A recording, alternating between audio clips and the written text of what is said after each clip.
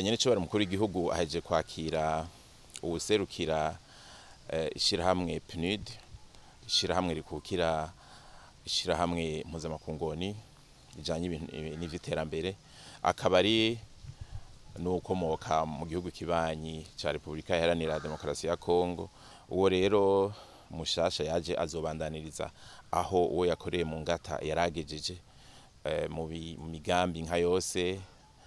Hariho imigambi duhuje n'akarere, murazi nk'ibarabara riva Kigoma rigaca Inyanzarake rikabandanya mu Rumonge rigashika ibujumbura. Rirya barabara hari umugambi uko ribandanya rikajabuka rikaja ibuvira nibukavu kugira rishike Kigoma. Ivyo n'umugambi bifuza kubandaniririzako. Hari n'iyindi migambi cane cane ijanye n'inyubako. PNUD nivyikora kandi ibikora neza. Uyu rero yemeje ko bazokora n'indi migambi. Hari umugambi nyene cyo mukuru w'igihugu yavuze mu ijambo yashikirije Sharm el-Sheikh muri COP ya 27 kubijanye n'ihindagurika ry'ibihe. Ni n'umugambi w'akarere ka Ruzizi harimwo u Rwanda, u Burundi, Kongo, Tanzania mbere na Zambia bakayishiramo ku bintu bijanye no kwitaho bidukikije.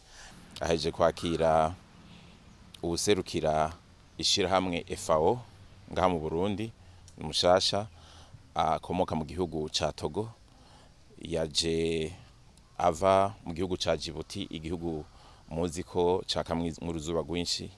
Akaba avuga ko aje mu gihugu gishasha kimunezera, aho ashobora kuzorangura imigambi neza bimworohera.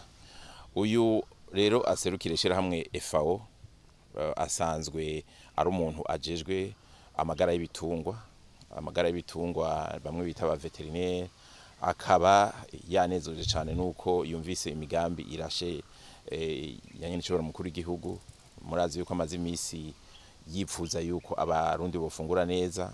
Amazi imisi ariko arashira imbere ubworozi bw'inkwavu, aho yasavye ko n'imiburiburi umuryango wose wogera nk'inkwavu nka 5. Tubibutse yuko nyene cyo bahiro igihe yagenda i Roma yabonanye n'urongo FAO, bakari ibintu bavuganye bitari bike. Uyu Roma mushasha aje kuzobishira mu ngiro. Ubu aya mashirahamwe mpuzamakungu yaje birayorohera kuko asanga imigambi leta yose yayiteguye.